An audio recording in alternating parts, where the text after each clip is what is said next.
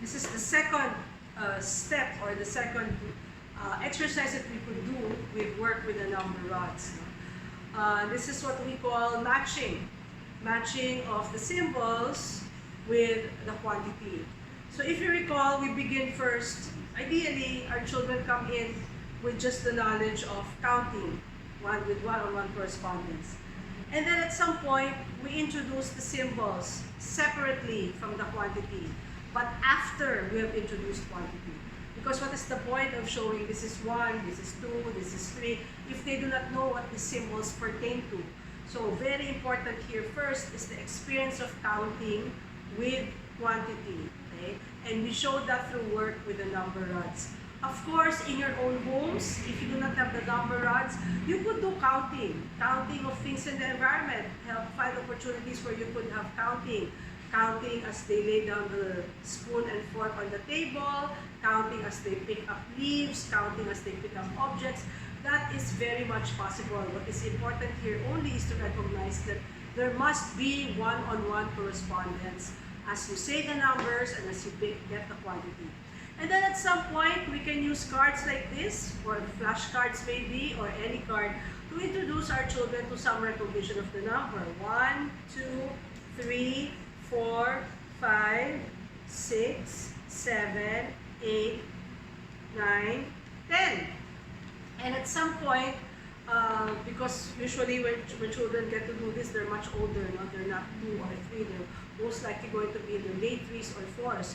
So they should be actually already be working with letters, some letter names. So introducing them or transitioning them to symbols aside from letters should not be very complicated. From the alpha to the numeric, it should be pretty much in the same framework of realizing that symbols, that these are symbols and that they point to another meaning. And for math, these symbols point to the meaning of numbers. So they've learned counting, we've introduced the numbers on another occasion. Now we go to the next exercise where there is matching of quantity and symbol. Okay, Ange, this is 1. 1. And this is how 1 looks like, right? Next one, because I know you know how to count. It's 1, 2. 2, so what's that? 2. And this is how you write 2. 1, 2.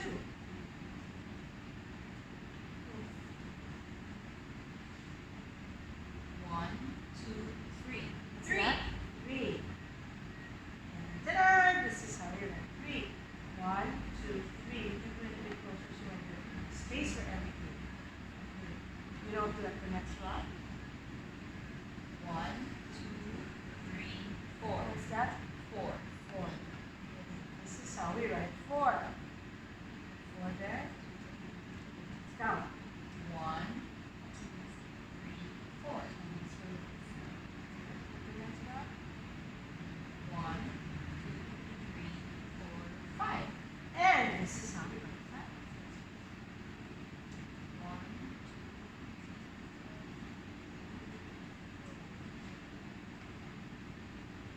1, 2, 3, 4, 5, 6.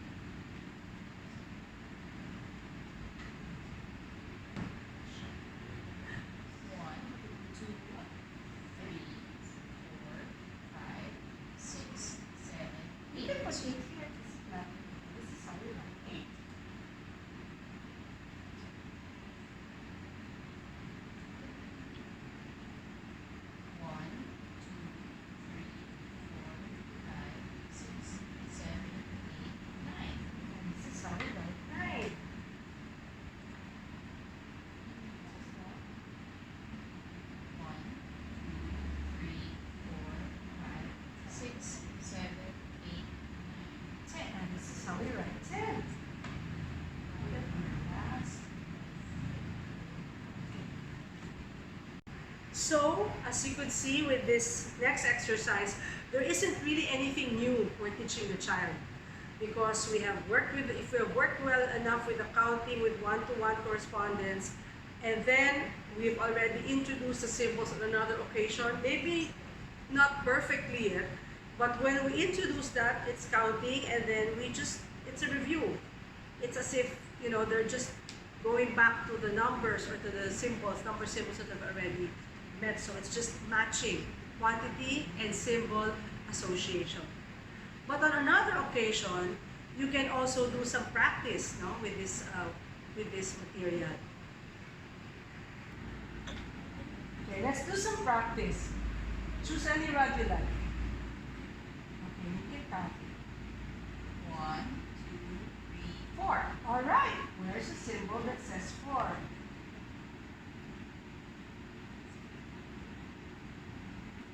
Choose any rod you like.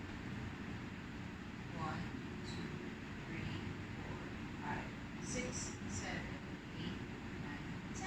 Okay, where's the 1? Choose any rod that you like. 1, 2, 3, 4, 5, 6, 7, 8.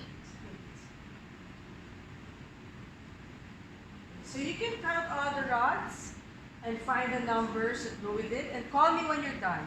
Okay?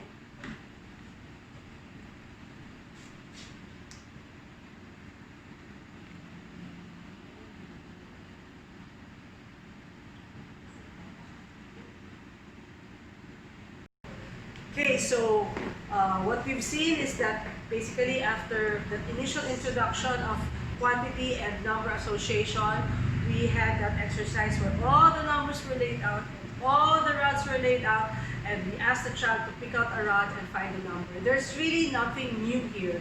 It is just reinforcement, repetition of counting, and reinforcement of number association with quantities. And I deliberately said for her to continue working as I leave, go at a distance or do something else, and ask her to call me when she's done.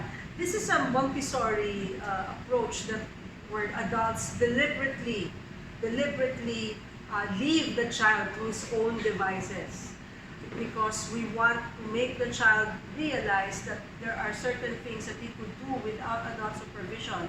This is our way of trying to pass on the responsibility of doing work to the child, because we know that to a certain extent, maybe not perfectly, but to a certain extent, this material already makes sense to him.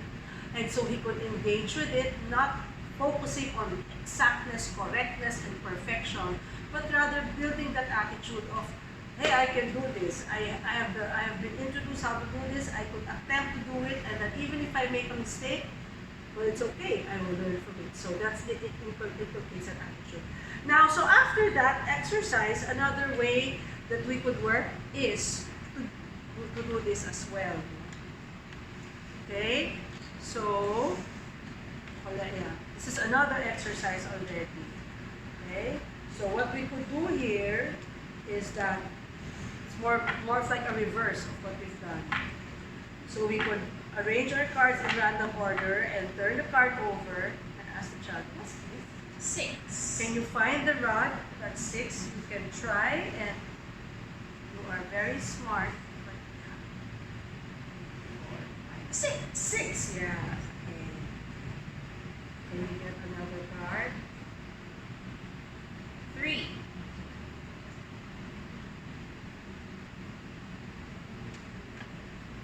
1, 2, 3. Okay, 3. And get another card. 7. 7. 1, 2, 3, 4, 5, 6, 8. That's not 7. Ooh. 1, 2, 3, 4, 5, 6, 7. So I think, yeah, okay. We'll stop there. I think you got the point, no? A while ago, it was choosing a rod and then counting it and finding the labels. And now it is actually turning over the numbers and having the child turn it over and then finding the corresponding rod. Now, why don't we just have all the numbers open?